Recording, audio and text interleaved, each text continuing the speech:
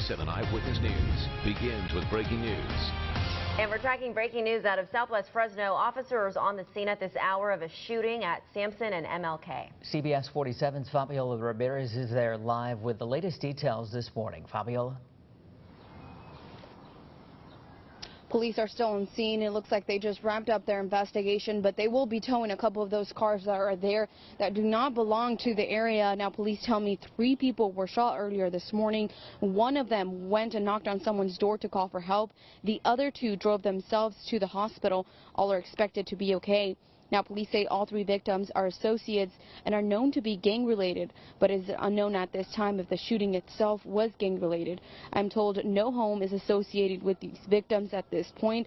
Sounds like they don't live in the area. They were just hanging out when they were shot.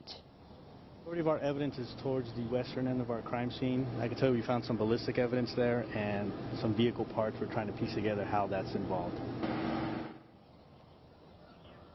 Police have no information on suspects at this time, and they're looking to find out if the shooter was driving by on a foot. Just seconds ago, one of the cars was towed away, and they tell us the 2 other cars are going to be towed shortly. Once the day comes, they say they will come back around and talk to a few residents to see if anybody saw or heard anything. Live in Fresno, Fabiola Ramirez, CBS 47 Eyewitness News. Thanks, Fabiola. Right now, firefighters in Madera County are working to stop the school fire, which broke out yesterday afternoon near roads 225 and 230 in North Fork. CAL FIRE tells us it's up to 12 acres, and they are gaining ground, though, working around the clock. At last check, they have it 50% contained. CAL FIRE expecting the risk of fires to intensify as we get later into the season. We would have significant issues. We still have a little moisture in the fuels, so that we were able to catch this thing with not being very large. Probably wouldn't be able to do the same thing next month.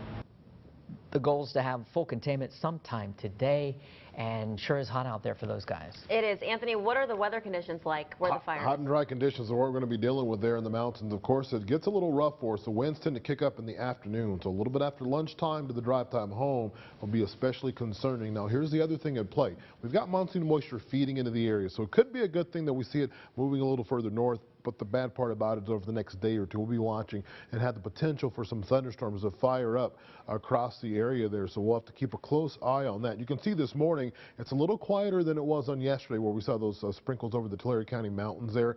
More of the activity is a little bit further east, but that could be short-lived. 58 right now for Oakhurst, 73 in Fresno as you head further south there, 65 in Visalia, and temperatures in the North Valley there in the lower 60s as well. Of course, the day ahead is going to be a hot one. Of course, triple-digit temperatures on the way back. We'll talk more about that coming up.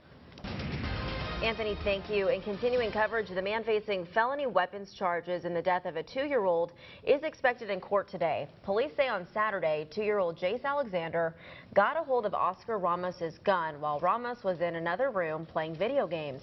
Little Jace shot himself and died. The 35-year-old is now facing several charges, including child abuse and endangerment.